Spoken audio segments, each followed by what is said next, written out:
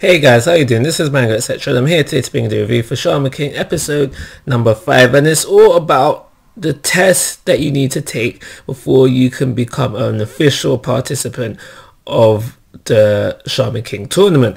And I'm not gonna lie, there's quite a few things that shocked me about this episode, and I don't think shocked is the right word. I feel like we've gotten to this point too quickly, and I'm rightly so to think this, because I'm pretty damn sure it was more than 5 episodes within the original running, and I'm starting to notice, can you call it major, but differences between the original running and the 2021 running. And not to say that they're bad, but I wouldn't necessarily go on the run and say that it is better. And now this episode made me realize something very important.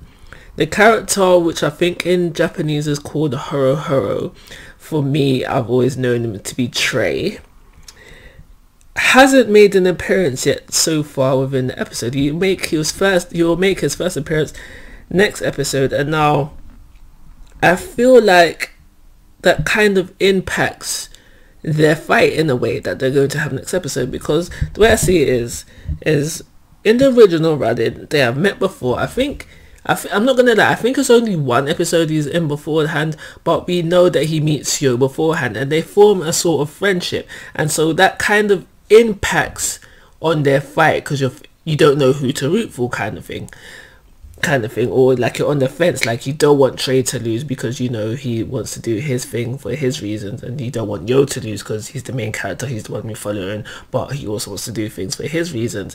And we won't have that, well, unless you for 2021 version you don't have that going in, so there's that. But regardless of that, in the episode as well, we find out that Ryu has unlocked his shaman potential.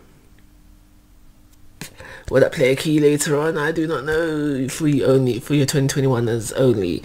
But this episode actually did make me think of something, and it may prompt a video later on. We'll see about that, about a certain character, but we'll see about that later on. So you have the test goes down, and I'm not gonna lie, from my memory, and this is going back a couple of years, a decade or two, a decade and a bit, but I feel like there was more tension within the test, within the original running, than there was within the 2021 version. I feel that because there was a time limit. I'm not sure the time limit was the same within the original running, but regardless of that, there was a time limit to this test. Yo had to hit silver a certain amount of times before the time ran out. I mean, a certain amount of times. He had to hit him once before the time ran out, and I feel like the tension was more there within the original run. It's like, oh my gosh, she's gonna do it, and then at the end it's like, oh my gosh, he failed, no, but then you find out he did hit him. I feel like the tension was more so there within the original running. Animation looks better in the 21 version, yeah, so yeah, I can agree to that, but sometimes, in fact majority of the times, I feel like there's more important things than the animation quality. Not to say that I could watch this not to say you could come with 240 quality and I'd be happy with it, but there's balance, if you know what I'm trying to say. Also, what took me by surprise was the very end of the episode, after Yo's got his Oracle Bell and we see Ren. So it just seems to me, anyway, it seems like Ren killed his what would they call it, proctor, I think that's what they would call it, whoever came to test Ren. It seems like Ren killed him, and now it does make Ren seem a bit more dark, and I don't know, I feel like that makes him take him out of character a bit, because that, then again, this may be a dubbing thing, but I don't feel like Ren was this evil within the original running. But that might be a dubbing thing, and it might be just something I forgot completely, actually, that Ren actually does kill his proctor. But it is something that I noticed within this episode, and I did want to mention, because I was like, right, that's a bit dark. That's a bit dark. But yeah, what's everything I want to say about this episode? Although the pacing compared to the original running is a bit fast for me, I'm not gonna lie.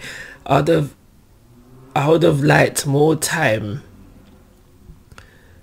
more episodes to get to know the characters, to get to know the characters before we get this far into the story. And I feel like that's what the original running did. But like I said, probably in the review for the first episode, this is only going to be 52 episodes long, and if they're trying to get through the whole manga within 52 episodes, then I guess I could understand the rush.